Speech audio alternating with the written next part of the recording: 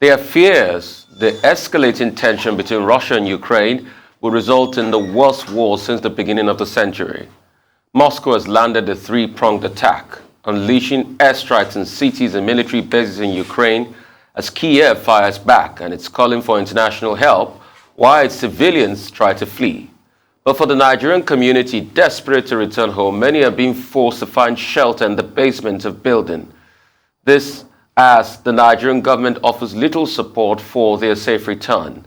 Arise correspondent Evacuation has spoken to a Nigerian student trapped in Ukraine in the middle of the conflict that is worsening as time goes on. Morning has broken in Mariupol, southeastern Ukraine, where reported airstrikes and violence between Russian-backed separatists and Ukrainian forces have damaged buildings, littered cars with bullets, and shattered morale. The situation in Ukraine is undoubtedly escalating. It's an uncertain time for many of the people caught in the middle, but as Ukrainian civilians make their attempt to flee to safety, it's Nigerian students who are trapped. For many of them, there's no way home. Approximately 300 kilometers away from Donbass is Victor, an international student from Nigeria at Simon Kuznets University of Economics in Kharkiv, northeast Ukraine. We are in a basement, in a home basement, so we're just waiting. Maybe by tomorrow we'll know the next step to take. When you say you're in a basement, tell me about the building itself. How long have you been in that basement and why can't you leave? Okay, it's a big building, a bungalow, and we just went to the basement this evening, so we decided to stay there this evening, so we would be away from any misfiring bullets and stuff. We've had sounds, explosion sounds early in the morning, around 4 a.m. That actually woke us up, very loud sounds. We were told it's outside the city, the Hakov city. So then early this evening, we had sounds too. So.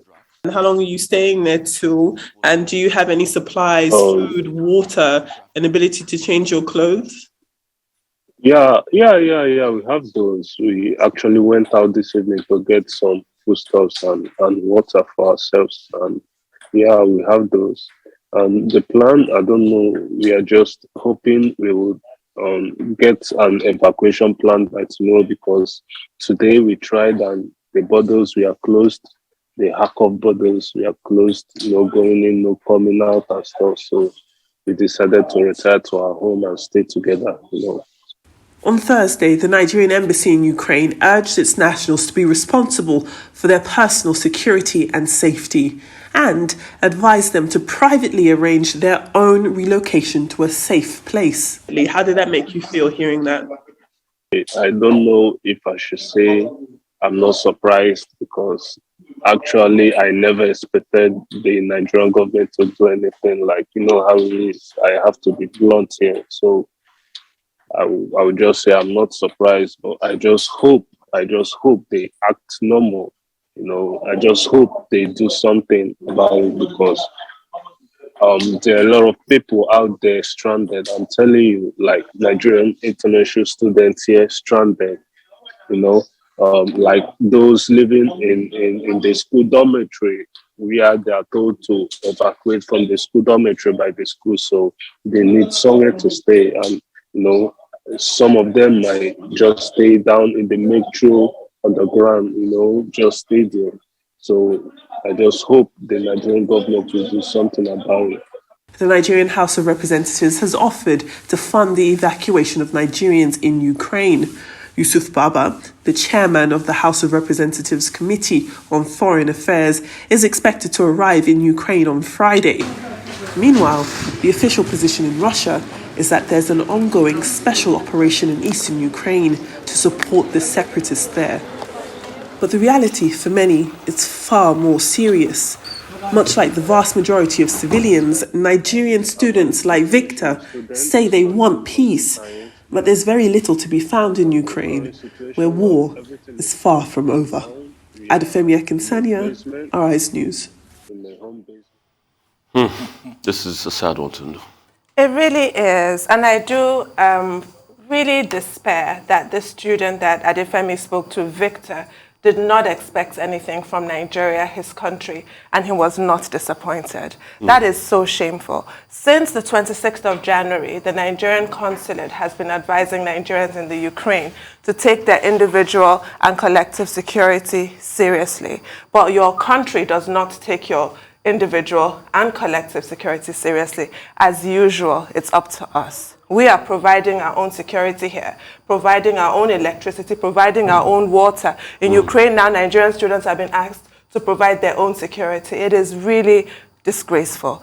The American comparison here that I will make is that America had told their people to leave Ukraine. Nigeria did not. America also told their people that nobody is coming to get you. That operation in Afghanistan was a one-off. It's not going to happen. And the rationale being the American boots on the ground now in this type of tension, should there be some sort of exchange of fire between American and Russian troops, then World War III has started. Yes. So America cannot do that. That is not the case for Nigeria. The stakes are not that high for Nigeria. The Nigerian government could have instructed Nigerian nationals to leave Ukraine.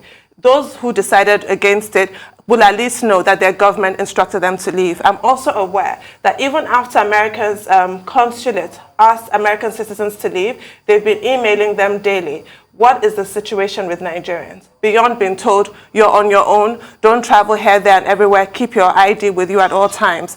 That is just insufficient. And I'm glad that the House of Reps has weighed in. I'm glad that the Ministry of Foreign Affairs has weighed in. And there are now plans to evacuate Nigerian citizens, as there ought to be. That evacuation, we hope and pray, happens as soon as possible, because we can see the kind of dramatic escalation. Already on day one, scores of Ukrainians have been killed. We don't have the casualty figures. But the Nigerians in Ukraine are in danger. They must not be allowed to linger there for much longer. Okay. War is here in Europe. Yes. The president of Ukraine says the Iron Curtain is down again. Some newspapers say, it's Cold War all over again. One newspaper, the Times of London, has a black masthead this morning because it says it's dark day in Europe. And indeed it is. But it's not only Europe that is involved in this. The reverberations of the heinous, barbaric, despicable effort by Russia's Putin to upend the global scale of things, will affect everybody all over the world. And Africa will also be affected. Now, the major import of that report by Adefemi Akesanya, I'm trying to mimic her, as she, pronounces her name, is simply that Nigeria is part of this. And how is Nigeria part of this? Many Nigerian students are in school in Ukraine. From Kiev to Donetsk, to Donetsk, to Luhansk, to the borders with Poland, you have Nigerians there.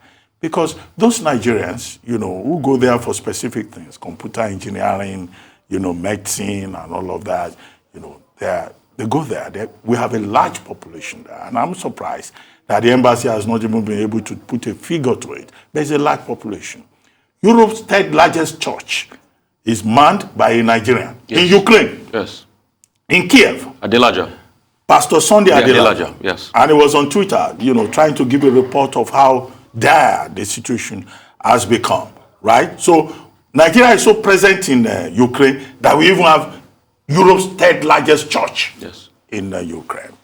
Okay, so now those students who have gone there to study medicine, who have gone there to study engineering and other things, they've been caught in the crossfire. And this gentleman, Anjola Oluwahiro Phillips, was quoted in another media forum as saying that for the past 1 month, they've been calling on the Nigerian government, the embassy in Kiev, to help them. Eunice Eleaka, who is the lady who is the president of NANS Ukraine, National Association of Nigerian Students in Ukraine. She managed to escape. Her parents sent her a flight ticket, so she's back home.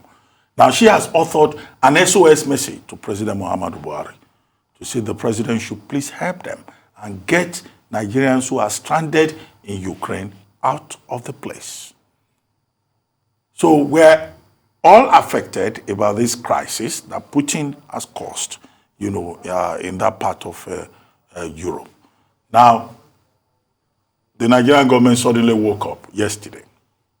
There was a statement from the Ministry of Foreign Affairs, which I think is scandalous. And you can write the word scandal in capital letters.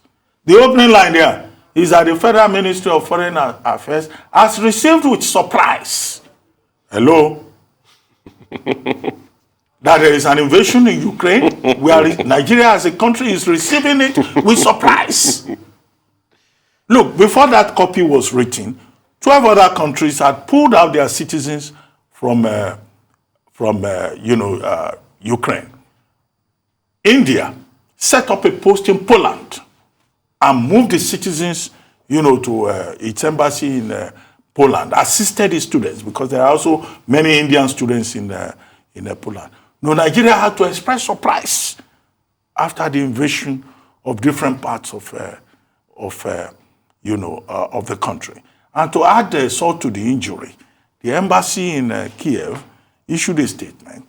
If we're to believe Anjola Oluwa Aerophillips, 1 month after they had been asking the embassy to head, the embassy now issued a statement to say, well, you should make your own private arrangements, but make sure that you have your papers right in case you want to return. And then when you return, the embassy is available to provide consular services.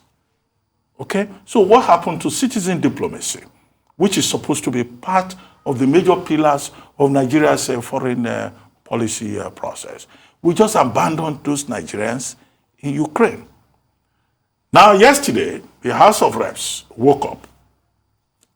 There was a motion of urgent public importance that was put forward by, I think, Honorable Ahmed also, and then the House adopted it.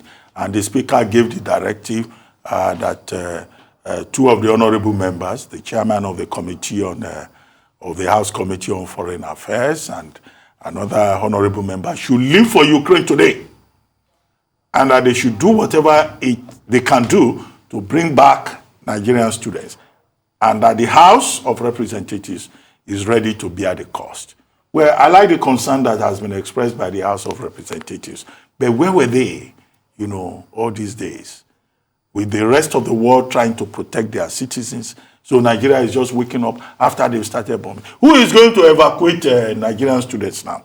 Because even the Minister of Foreign Affairs, Geoffrey Onyama, was said to have appeared on TV to say, Nigeria is now making arrangements with the embassy in Kiev to evacuate Nigerians. Where are they going to evacuate them from?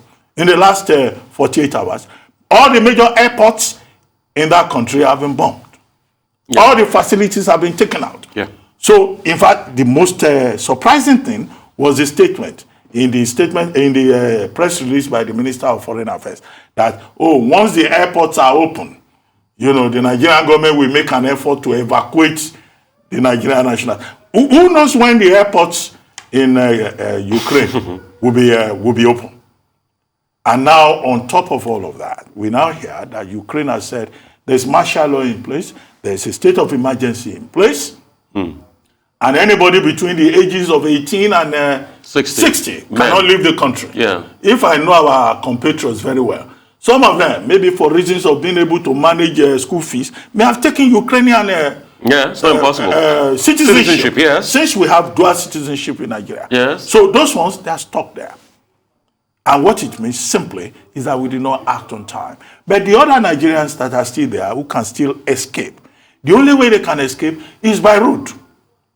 And from Kiev to the nearest border with Poland is 300 miles from Kiev. Okay, 300 miles with bombing taking place, almost 24 hours, and all of that. And no petrol. And no petrol. All the shops are closed. The ATMs are not working. Yeah. People are queuing up at ATMs. They can't have access to money. So, look, I think in this particular case, we didn't handle it well. Yes. And I don't want to hear anybody say Abati was criticizing us on television. It would be stupid to say that, because this is plain face, reactive foreign policy behavior. Yeah. We dropped the ball. Yeah. India, did better. Eunice Eliaka, the lady who is the president of NANS Ukraine, was saying, look, let's look at how India handled this matter. Where was Nigeria? Yeah. Okay, and I've not heard the voice of, what's that agency now? Nigeria Diaspora Commission. That agency was created because, the Buhari administration had given teeth because the Buhari administration wanted to show Nigerians in diaspora that this country cares for them. And there have been instances where, that diaspora commission functioned. But even as of this moment, we have not had the voice of the diaspora commission led by our colleague in the matter. So something must be going wrong somewhere that we don't understand. So we must return to that emphasis with citizen diplomacy. If it means that the embassy officials in Kiev and the office that we have in Poland will go there at personal risk, to use their own vehicles to carry Nigerian students and citizens out of Ukraine, they should do it now. Okay. I mean, Dr. Abati, at first, I think the first question is, do the Nigerian embassy even have a concise and accurate data bank of all Nigerians in Ukraine as we speak? Do they? Let's even start from there. We have a big church there. The church we have. The church is the rallying point. Tundu, you said the Americans were sending emails. Do we, at least when you have a data bank, you can send emails to people and check on them. Do we have a data bank of all the Nigerians? What's been the engagement of the Nigerian embassy in Ukraine with the Nigerian people? Is this not the same embassy we've heard a lot of complaints about? I don't want to say those complaints because so that people will not say anything again. And, I look at people a lot when they talk. God sees my heart. I want the best for Nigeria. And if we want the best for Nigeria, we should stop this over-partisanship. It's going to kill this country. I raised this when the bombardment started yesterday at 5:40 a.m. on Twitter. A government rep replied me by saying, don't you know that the airspace was shut? Hello, we had time, Dr. Abati. So is it that the Nigerian intelligence agency did not get intelligence all this while to share with the embassy of Nigeria in Ukraine? You don't even need intelligence. It's open. It was open and clear. TV. So we didn't even act on that all this while. And now, after people started raising concerns, then the Foreign Affairs Ministry came out and said they were shocked at surprise that received with surprise at a war that, in fact, Putin is even behind schedule. Putin was supposed to attack Wednesday last week before Putin deliberately pulled out troops because he wanted an element of surprise. So as of Wednesday last week, Putin was supposed to attack. Then they said they were surprised. And now you are saying you are sending lawmakers to go into Ukraine where the airspace is shut. To go and do what? Is it Molu is going to take into Ukraine? Or Danfo? Or is going to cross the river? Well, when we needed to stand up for Nigeria concerning the Dubai matter, we were all patriots on this table. And we defended Nigeria and we berated Dubai. But when our country drops the ball, we should call them to order because we see greatness in our country and we want it to do well. On this one, in local panels, we not try. Well, Rufai, don't worry. I imagine that Honorable Hassan Doguwa and Honorable Ahmed Yakub, their family members will be saying, you are not going to any Ukraine because you still have young children. But it's okay. But the House of Reps at least finally woke up and tried to help. That's all on news. We'll take a short break. When we return, we'll have Rotus, Michael, Adeso, and Aaron to give us updates on Africa Global Business, COVID-19, and sporting activities across the globe. Stay with us.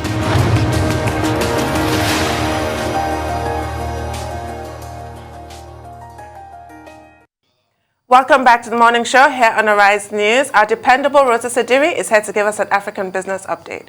Good morning, Rotus. Good morning, Tundu. Good morning, Rufai. Good morning, Doctor. Very big news in the oil and gas space. But right before, you guys had such a spirited discussion on this matter of evacuation. I just want to show you a couple tweets from Ghana's Ministry of Foreign Affairs. If we can put up the first one. The government of Ghana gravely, this was just yesterday, gravely concerned about the security and safety of our 1,000 students and other Ghanaians in Ukraine and has asked them to shelter in place in their homes or in government places of shelter. The second tweet, it continues, it says, as we engage the authorities, our relevant diplomatic missions and our honorary consul on further measures. Now, I'm not trying to put us on par with the Ghanaians, but in the micro defense of the Nigerian government, there were other governments that were late to the party as well. Great report from Adifemi. Wait.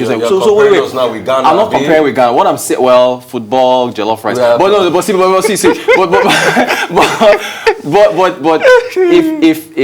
if I had a child in Ukraine and U.S. intelligence agencies and European intelligence agencies and all, even when Putin last week said that forces were going back, they said we don't believe NATO.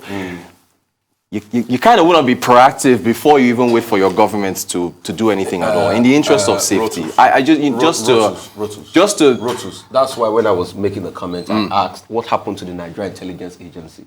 Well, but there was already intelligence about the safety issues now. No, if there was intelligence, if we pay a lot, or the Ghanaian intelligence agency pay a lot, they should be able to alert the embassy that based on what we can gather, this is going to happen. Rotus, there's no excuse. Yes, I understand Ghana that. dropped the ball. Right. Nigeria dropped the ball. Right. Do nations drop the ball? Yes. How can we get better? That's the question. America too dropped the ball. America dropped the ball in Afghanistan. True. So can nations get better? That's why we offer the criticism. It's not an indictment against anybody. We want our nation to do well. When we are to support our nation, we will support it. When it doesn't do well, we tell it it's not done well so we can evoke that sense of greatness. The national greatness of a nation is a journey. So let's rest that. Let's not try to account for it. No. I'm sure you have other topics. Let's deal with other topics. Let's rest this. Let's rest this. Now, Nigeria does not have to rely on European countries' intelligence. Yes. Or U.S. intelligence. Yes, Dr. Abati. Even if that material was out there in the open. In every Nigerian embassy all over the world, I hope I don't get knocked on the head for this, there's an intelligence officer. Yes. The NIA has an embedded person in every embassy monitoring the situation and reporting back to the country. Okay, you will not be called an intelligence officer. You will still be an ambassador or some kind of title. I think every country does it. So what was the assessment that was sent back home by the intelligence desk in our embassy in Kiev and also in Poland? So the truth of the matter is that whatever intelligence that even came from our own embassy, Nigeria dropped the ball. We were here when 12 other countries were evacuating their citizens. Eunice Eliaka, you made a point about parents. Yes, I agree with you. There's parental responsibility. Eunice Eliaka, in the interview she granted, that's the president of NANS Ukraine, she said her parents, once they were monitoring the situation, immediately provided her with a flight ticket and said, get out of that place, come back home. The letter that was reported in the papers today that she wrote to the president of Nigeria, she wrote it from Nigeria here, appealing to the president, please come to our rescue. There are other persons who are out there who cannot move. However, one of the problems she pointed out in the interview she granted is that the cost of flight tickets went up. Now ATMs are no longer working around Ukraine. So even those young persons or adults who wanted to leave, they could not get money from ATM machines. There was no transportation, no taxi, no Uber.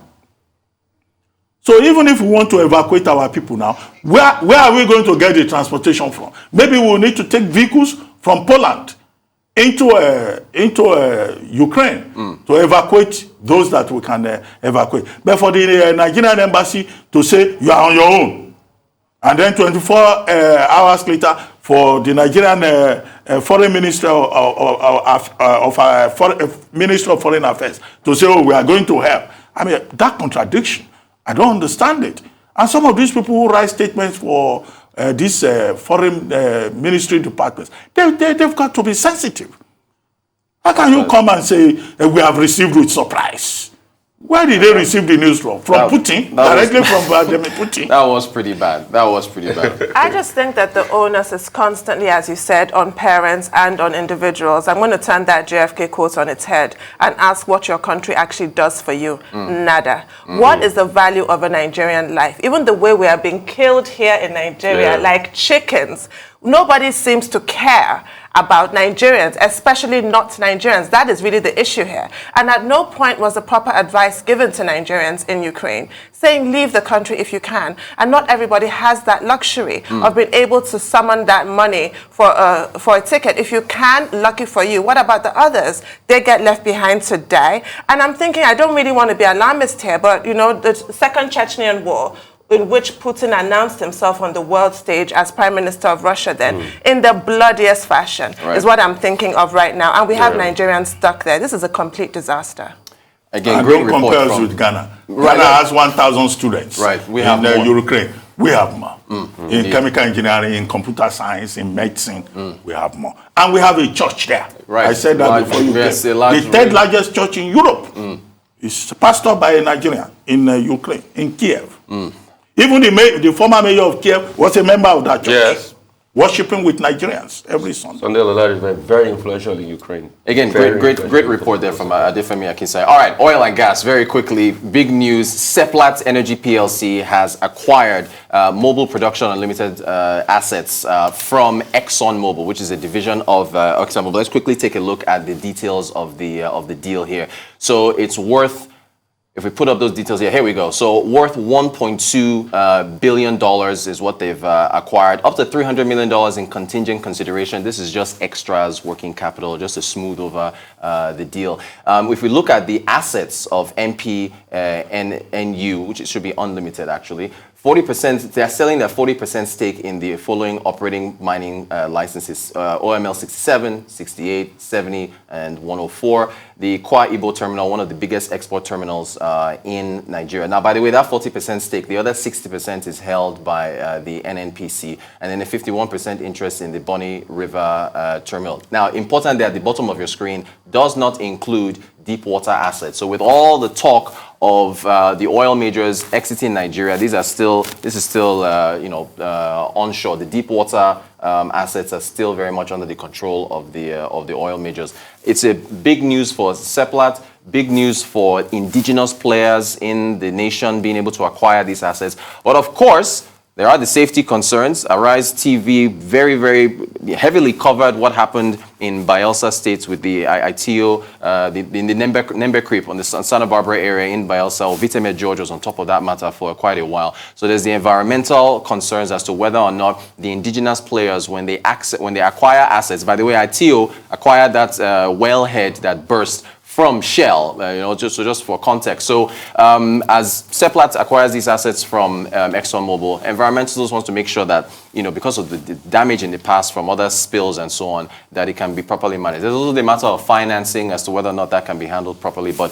Seplat is, of course, a dual-listed company on the Nigerian Stock Exchange and the LSE. And but I remember what I said last year. They did, 50%? The stock price is over about 600 Naira now. So it's appreciated quite well. So good on them. More oil and gas news. I mentioned Shell a moment ago. Nigeria apparently collected $3.7 billion less in taxes from Shell in 2020. This isn't really a surprise. I think they paid about $4.6 billion in taxes in 2019, only paid about $900 million in 2020. We all remember how tough 2020 was for the oil and gas industry. I just mentioned Seplat buying assets from ExxonMobil. ExxonMobil's global workforce fell by 9,000 last year because of the aggressive cost-cutting measures that they had to embark on following the massive losses that they faced in 2020. So this was, across the board. But then there is something to be said about Nigeria depending so much on taxes from oil companies. We talked about mining and the mining struggles. Can you imagine if Rio Tinto was in Nigeria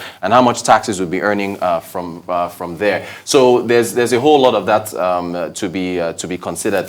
Kenya, very quickly. Kenya Airways is looking at flying taxis by 2025. This is through their division Fahari Aviation, which is an electric vehicle takeoff company.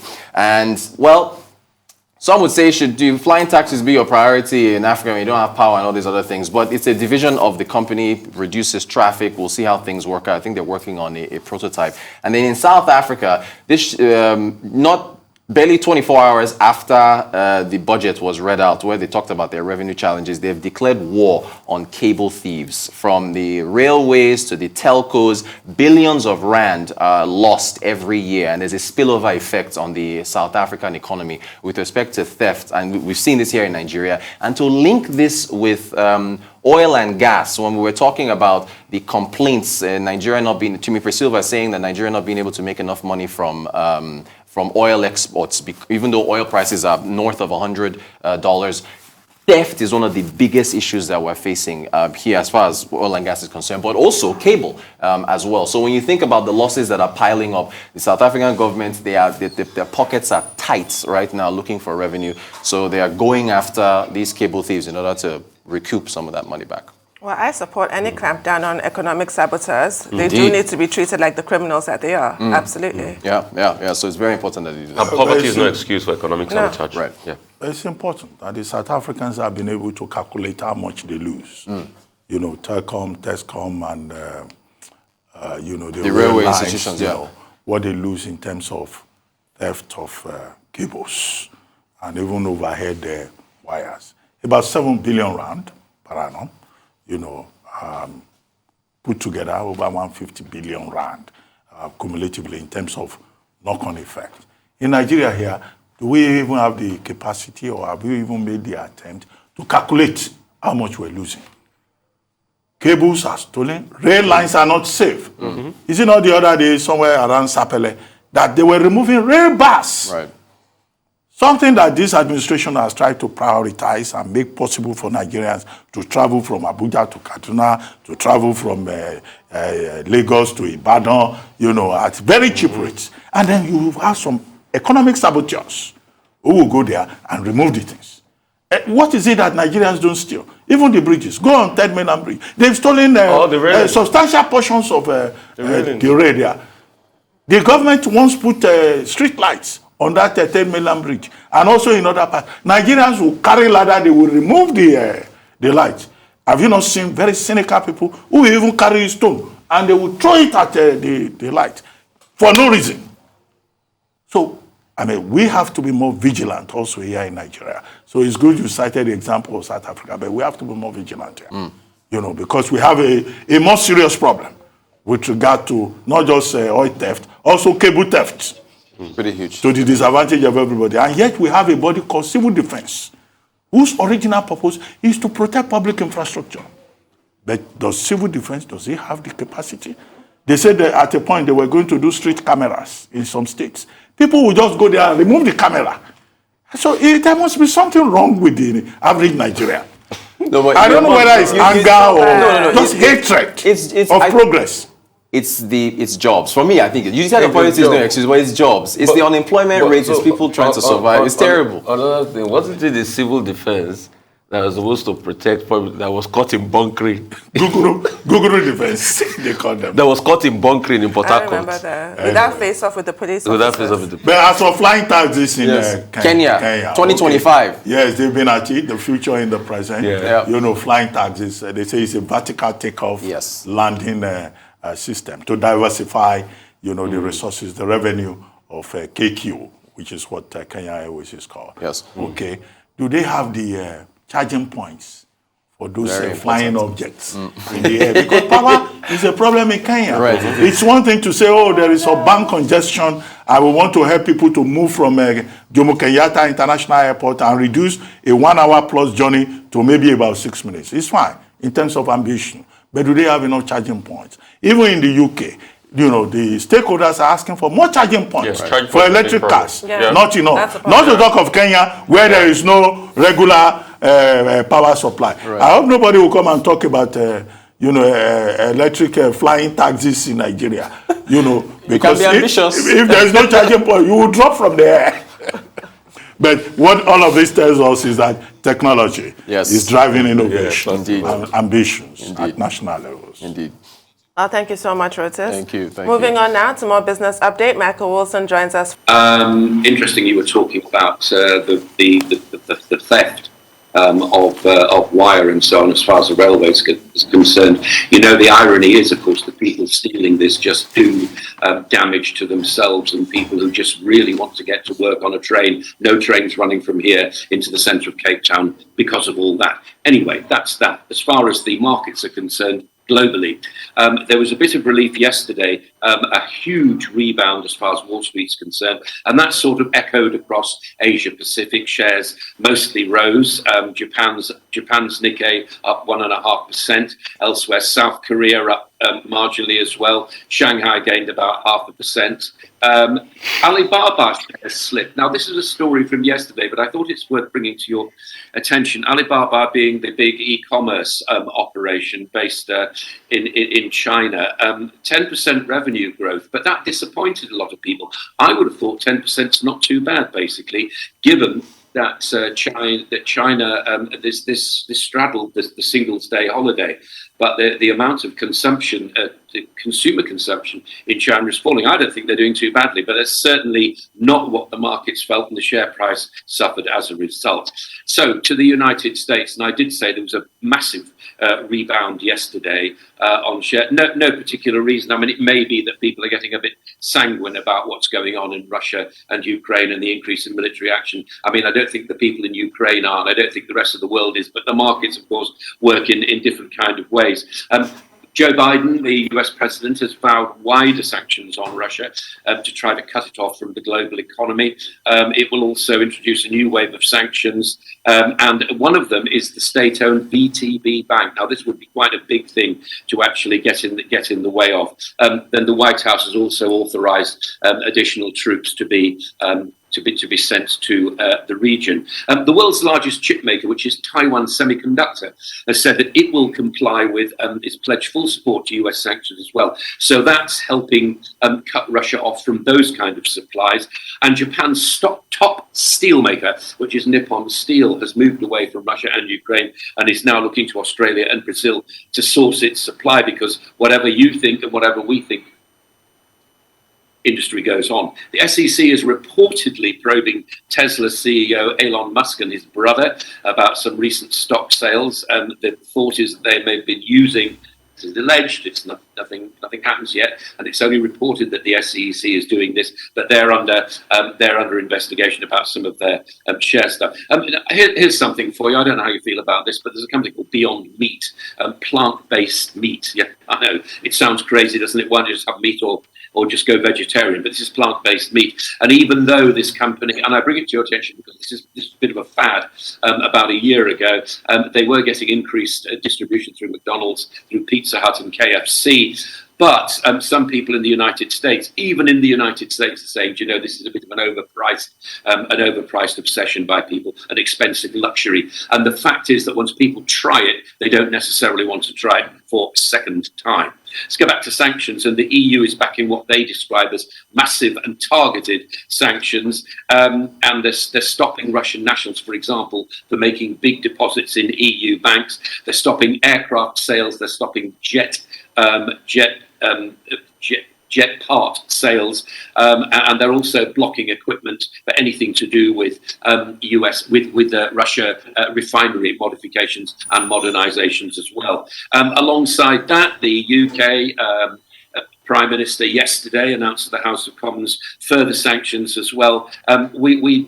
Major Russian banks will be excluded from the UK financial system. Oligarchs have been targeted. Not sure that actually works, but something which would work is excluding Russia from the SWIFT international payment system. About 11,000 banks and financial institutions use that for international payments. Germany and Italy are against it at the moment, because they feel as though if that were to happen, that really would be a fundamental move to cut Russia off from these international payments. They fear, Germany and Italy fear, that it would interrupt their gas supplies, and they're putting it that they want to find other ways of supplying gas to their countries before they actually join in with that. The Prime Minister said, Johnson said, that these were the most severe economic sanctions the world has ever seen, and that Putin was a blood-stained aggressor. UK tech firms must offer identity verification tools to tackle anonymous trolls. That's something that actually puts this is Facebook, Google, and Twitter. The onus now in the UK is that they need to identify users before they start putting on what people might regard as harmful messages. And as far as oil is concerned, it won't surprise you to learn that big gains yesterday, big spikes yesterday. Some of those gains have been actually a bit paired, but other commodities, including aluminium, copper, nickel, and so on, have hit record highs as a result of this increased military action in Ukraine. That is the global view as we go into the weekend. Right. I'm really very excited about what you said, with identity management as regards social media, so you don't have anonymous troll. And is it by extension to what the UK is trying to do to pretty much bring some sanity to the media? There was a story that went out in London that I think starting from the 11th or 12th, porn sites too will have to do age certification before people can visit them. And that's another story out there in the UK, to be able to protect the people. Is that the best, is that a welcome move as regards, sanitizing the ecosystem of the social media and this big tech companies? And secondly, I want you to talk about what the ripple effect will be once Russia has pulled out of the SWIFT system. Because obviously it's like a hot potato. We can't touch them militarily now because bang on that Third World War. So what will be the implication and how quickly that will clamp down on them? Because Putin, as at this morning, is just 20 miles off Kiev, and it is said that very soon they might take Kiev. I think it's probably quite good news that technology firms are being brought to be responsible for their own content. I would just say it's going to be very complicated for them to do that. It'll affect their costs, it'll affect their revenues and so on, because it will be a very, very costly exercise to do this. But I mean, that's the world that they live in right now. And if they want to live in that world, that's what they have to do. As far as the ripple effects from excluding Russia from the SWIFT system, I mean, this is ground zero as far as sanctions are concerned, because once that were to happen, then there'd be no way in which Russian companies could be paid through normal and what everybody else recognises as decent kind of channels. Of course, it cuts both ways, and we did hear earlier in the conflict a few days ago when there was no invasion. Still, the EU was saying, somebody in the EU was saying that actually, if we do cut Russia off from the SWIFT system, it will have immediate repercussions on the way payments are made into other countries as well. I was saying at the time, and I still maintain this view, this is about timing, really. If this is threatened and this were actually to work, I suspect that it probably would make Russia actually think about it. What's in Putin's mind? Who knows? Is Russia sanction-proof at the moment? Probably is. I mean, it's not that he would not have thought about this before he actually invaded Ukraine. I think that whilst the West dithers and the EU dithers and the UK dithers, basically, they may be talking. I mean, the biggest thing that's happened is the United States on sanctions on VTB Bank, which is actually the big state-backed bank on Russia. The other banks are of very little consequence, whatever people say about them being linked to military finance and so on. But as I say, the SWIFT thing would have to be very, very carefully thought out. The problem, of course, is that these days, as we found during the pandemic, that the world is linked and no man is an island, as we've often said before. John Donne. Very quickly, Michael, two things. Prime Minister Boris Johnson was quoted as saying yesterday that the world should end its dependence on Russian oil, which gives Vladimir Putin the opportunity to be so influential in Western politics. But Antony Blinken, the U.S. Secretary of State, was saying something different. That, we want to inflict maximum punishment on Russia, but at the same time, we want to minimize the effect on us. So one concern in this crisis that has emerged is the energy shock.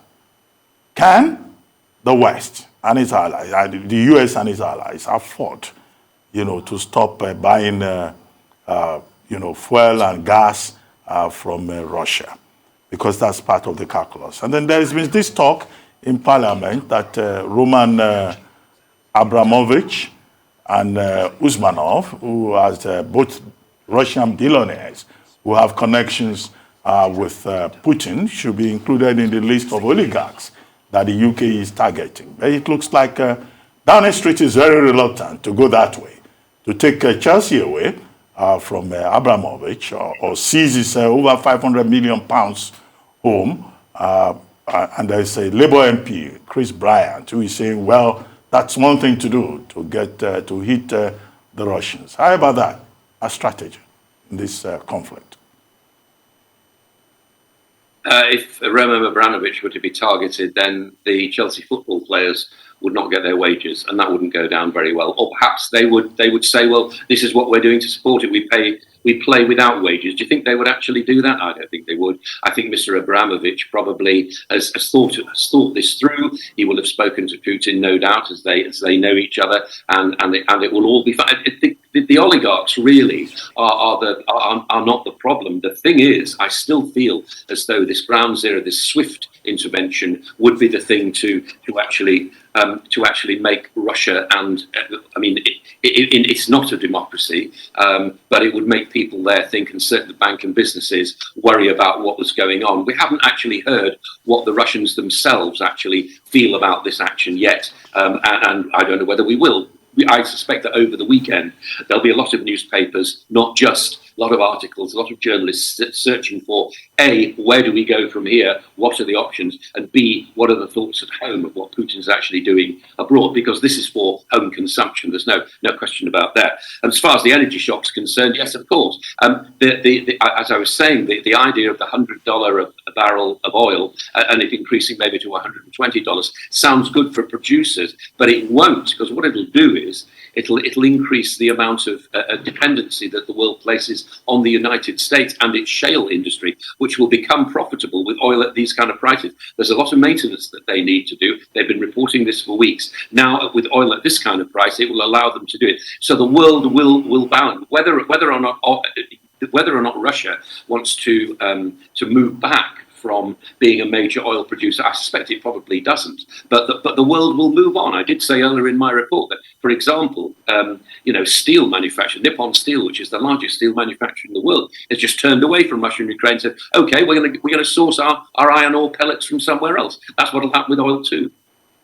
Well, it's all been quite heavy going this morning, so I'll just talk about Beyond Beef. I had a little foray into veganism, remember, Rufai, for Lent last year. It was very difficult. But I'm quite disappointed that this has happened with Beyond Meat. I was really looking forward to having that, zero emissions, because of obviously the greenhouse gases that beef consumption contributes, and I thought that it would be such a leap forward from the days of corn and Linda McCartney burgers, if you recall those.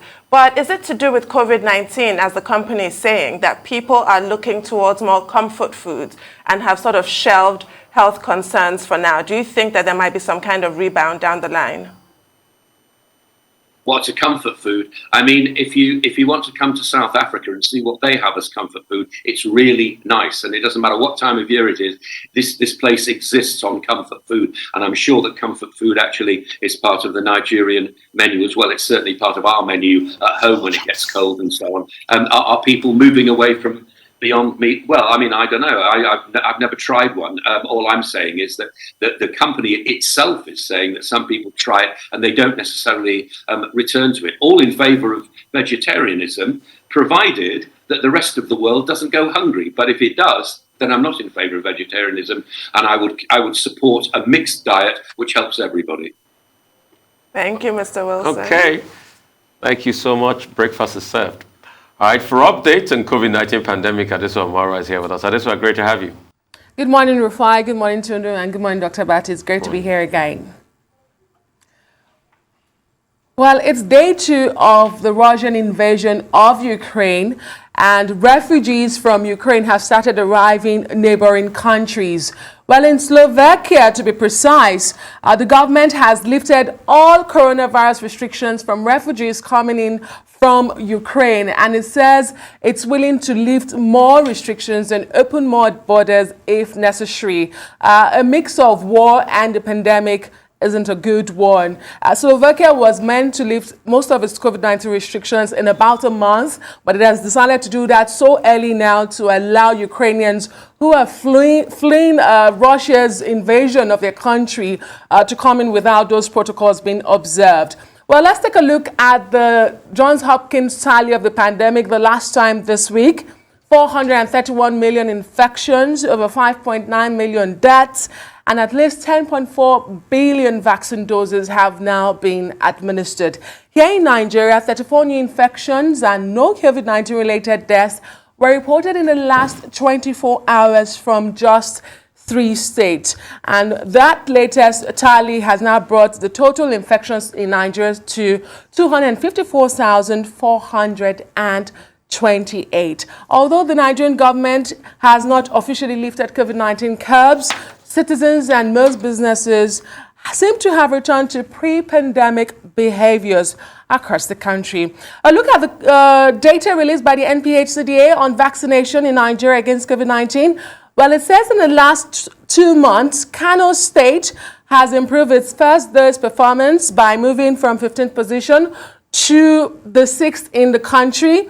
In Delta, Lagos, the FCT and Ogun State, at least 55% of those who took the first dose have taken the second. Nigeria has a significant dropout rate for second doses. And the highest number of eligible persons vaccinated with the first dose in Jigawa is in Jigawa, with the highest for the second dose is in Lagos. I beg your pardon if I'm screaming this morning. I seem to have an echo in my ear at the moment. Well, it was quite the unfortunate scene at the Nnamdi Azikiwe International Airport here in Abuja yesterday, when our victorious Super Falcons were defeated by unexplainable COVID-19 protocols by airport authorities. The players and their officials who returned from Côte d'Ivoire were kept at the airport for several hours without justification. And let me tell you why there's no justification for this. Let me show you the country's travel advisory at the moment. If you can pull that up. And this is by the NCDC. At the moment, inbound travelers are expected to do a pre-departure test 48 hours before boarding and must test negative. Then they do in-country PCR tests, which should have been paid for before boarding. For fully vaccinated travelers, they need to do a day 2 PCR test in the country, while unvaccinated or partially vaccinated individuals, that is, those who have had just 1 dose of a 2-regimen vaccine, need to do a day 2 and a day 7 PCR test, as well as observe a 7-day mandatory isolation. So you wonder why the team, the national team, was kept at the airport with no explanation. Perhaps Aaron Akarijola will have more explanation when he talks about them in the sports segment, if he is. But we do hear that there has been an apology. However, no explanation from the airport authorities or the NCDC as to why the team was kept at the airport. And very quickly, the Senior Special Assistant to President Muhammadu Buhari on Media and Publicity, Garba Shehu, has been speaking on how Nigeria actually became one of the 6 countries to be picked by the WHO to have their mRNA vaccine production on the continent, have the technology, and of course support from the WHO to produce their own mRNA vaccines. Mr. Shehu attributes Nigeria's inclusion to President Buhari's deliberate efforts and persistence during the just concluded EU-AU summit. He adds that Nigeria's size of population and her size of professionals also enter a spot on the list. You recall that Nigeria, Egypt, Kenya, Senegal, South Africa, and Tunisia became the first African countries to be listed to get that technology and support for the production of the vaccines. And finally, 1 year since the COVAX facility actually delivered the first COVID-19 vaccines to the continent of Africa. Well, we now know that over 400 million doses have been administered. This was made known yesterday during a WHO briefing. However, vaccination rates on the continent remain the poorest in the world at the moment. They are the lowest. And to help to bolster that uptake, the WHO, UNICEF, Gavi, the Vaccine Alliance, and other partners have now decided to support mass vaccination campaigns in 10 priority countries. We were not told what countries those would be, but these are countries that already have in place a mass vaccination exercise or campaign, such as Nigeria, where the vaccines are decentralized and taken to the people as against the people coming to the vaccine. So back to you guys. So I want to comment about coming into this country. I experienced this recently, and at this one, I keep asking, to what end? The UK from the 11th of February Formerly, when you go into the UK, if you're fully vaccinated, you take day 2 lateral flow test, which costs about 30 to 40 pounds. Yeah. The UK from the 11th have said you don't even need the day 2 lateral flow test again. But coming into Nigeria, the dilemma has changes. When you want to come into Nigeria, you have to take a PCR test 24 hours before or 48 hours before you get to travel. That will cost you 80 pounds. Yeah. And so I took my PCR test about 24 hours. You get in like 3-hour span. And about 48 hours later, you are paying another $113 to take another test once you get into Nigeria. So in a 24-hour span, you spend 80 pounds plus $113 just for COVID test. And you wonder, now what is happening here? Is it that not that we're just, fleecing people? We all know the remedy. What's the remedy? We need to get people to take vaccines. Put up those laws. And can we not work on the cost? Why the repeat? And I'm sure it's probably this quandary the team was caught in. Because what they do is, if you don't take that first PCR test, it is the code from your result of that first PCR test. You need to fill the government locator form, and they will now give you a fit to fly form with a QR code that you can scan and get into the country. So I'm sure that's probably what happened, but it is cumbersome. Let us look at reviewing it. The challenge here should be the non-pharmaceutical methods and ensure that people take vaccination. The UK, there were so-called that had COVID hotels at the start of Omicron. They've shut all of that down. They are not even taking your day 2 any longer from the 11th of February. But we are still taking 24-hour pre-departure, and we are still taking another 2 days post-departure. Well, many countries are reviewing their COVID protocols, but Nigeria has not reached that point yet. And maybe at some point we'll have cause to review COVID protocols. But what happens at the entry point in Nigeria, particularly at our international airports, is very embarrassing. The process is not smooth. The officials are not up to their game. And it's very unfortunate that the same National Center for Disease Control, because they were particularly mentioned in the reports in the embarrassment of the Super Falcons, that we had always praised, dropped the ball in this particular case. The NFF says what has happened is unfortunate, that they had their protocol officers on the ground and that they really cannot understand what went wrong, because Nigerian players under the umbrella of the NFF have been going in and out without this kind of itch. Well, I think it's worse than unfortunate what happened. These were ladies who were returning to the country, having had a sweet revenge over the lady elephants of Côte d'Ivoire, who denied them the opportunity of going to the Tokyo 2020 Olympics.